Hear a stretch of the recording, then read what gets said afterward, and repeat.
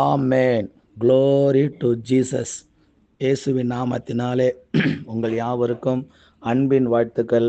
மீண்டுமாக இந்த voice of good shepherd மூலமாய் உங்களை சந்திப்பதில் மிக்க மகிழ்ச்சி. சுகமாக இருக்கிறீர்களா? கர்த்தருடைய நாமத்தினாலே நீங்கள் நல்லா இருப்பீங்க, ஆசீர்வாதமாக இருப்பீங்க. கர்த்தர் ஒரு நாள் உங்களை கைவிட மாட்டார். தேவநாமம் மகிமைப்படுவதாக. இந்த 2 தீமோத்தேயுவின் புஸ்தகத்தில் 3வது அதிகாரத்தில் 2வது வசனத்தில் கடைசியாக ஒரு காரியம் சொல்லப்பட்டிருக்கிறது.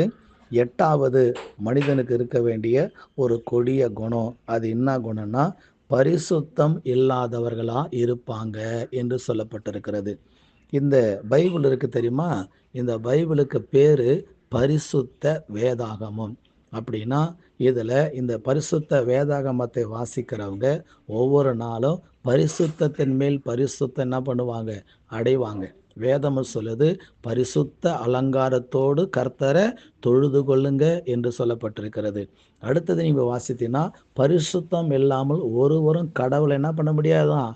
தரிசிக்க முடியாது. சிலர் சொல்லுவாங்க, நான் கடவுளை தரிசித்தங்க அப்படின்னு சொல்லுவாங்க. கடவுளை தரிசிக்கலை, ஏதோ ஒரு உருவத்தை பார்த்துட்டு வந்திருக்கிறாங்க. அவங்க ஏதோ ஒரு ஃபோட்டோ பார்த்துட்டு வந்திருக்கிறாங்க. கடவுளை தரிசிக்க வேண்டுமானால் பரிசுத்தம் தேவை. கைகளில் பரிசுத்தம், கண்களில் பரிசுத்தம், வாய்களில் பரிசுத்தம், நடக்கையில் பரிசுத்தம். இப்படிப்பட்ட பரிசுத்த நடக்கை உள்ளவர்கள் தான் கடவுளை என்ன பண்ண முடியும்? தரிசிக்க முடியும். ஆனால் நிறைய பேர் பரிசுத்தம் என்கிற போர்வையில் உட்காந்துக்கிட்டு அசுத்தமான காரியங்கள் என்ன பண்ணிட்டு இருக்கிறாங்க? செய்து கொண்டிருக்கிறாங்க. வேதத்திலே சொல்லப்பட்டிருக்கிறது, பரிசுத்தவான்கள் நிறைய பேர் பரிசுத்தம் இல்லாமல் போயிடுவாங்க. பண ஆசை வரும்போது, உலக ஆசை வரும்போது, பேர் புகழ் வரும்போது மாறிடுவாங்க. பிரியமானவர்களே, பரிசுத்தம் இல்லாமல் ஒருவரும் கர்த்தரை தரிசிக்க முடியாது. அதனால் பரிசுத்தவான்கள் என்று சொன்னால் அந்த பேருக்கேற்ற ஜீவியம் நம்ம செய்து வாழும்போது கர்த்தர் ஆசீர்வதிப்பாராக. இன்னைக்கு நிறைய சபைகள், நிறைய கிறிஸ்தவர்கள், நிறைய ஸ்தோத்திரம் தேவனுடைய பிள்ளைகள் பரிசுத்தத்துக்கு மாறாக நடக்கிறாங்க. அது மிகப்பெரிய ஒரு கொடிய தண்டனை. பிற்காலத்தில் நாம் செய்கிற எல்லா காரியத்திற்கும் ஆண்டவர் நியாய தீர்ப்பினால நம்ம கணக்கு கொடுக்கணும். அதனால் பரிசுத்தம் உள்ளவர்களாக இருங்க. தேவனுடைய ஆசீர்வாதத்தை பெற்றுக்கொள்ளுங்க. கர்த்தர் உங்களை ஆசீர்வதித்து தேவன் மேன்மைப்படுத்துவாராக. செபிக்கலாம். பரிசுத்தமுள்ள நல்ல பிதாவே, இந்த நல்ல நாளுக்காக நான் நன்றியோடு கூட ஸ்தோத்தரிக்கிறேன்.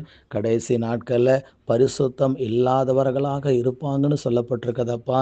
பரிசுத்தலைன்னா கடைசியில் கிறிஸ்துவின் வருகை நாட்களில் கைவிடப்பட்டுடுவாங்கப்பா. ஆண்டவரே, பரிசுத்தம் உள்ளவர்கள் இன்னும் பரிசுத்தம் ஆகட்டும் என்று சொல்லப்பட்டிருக்கிறதப்பா. நீதி செய்கிறவங்க இன்னும் நீதி செய்யட்டும் என்று சொல்லப்பட்டிருக்கிற ராஜா. ஆண்டவர், எல்லா கிறிஸ்தவர்களுக்காக நான் விசேஷமே பாரப்படுகிறேன். பரிசுத்தத்தில் வளர, நீதியில் வளர, பக்தியில் வளர கர்த்தர் இயேசு உதவி செய்யுங்க. ஆசீர்வதிங்க. இயேசுவின் நாமத்தில் கேட்கிறோம் பிதாவே. ஆமேன், ஆமேன், ஆமேன். God bless you.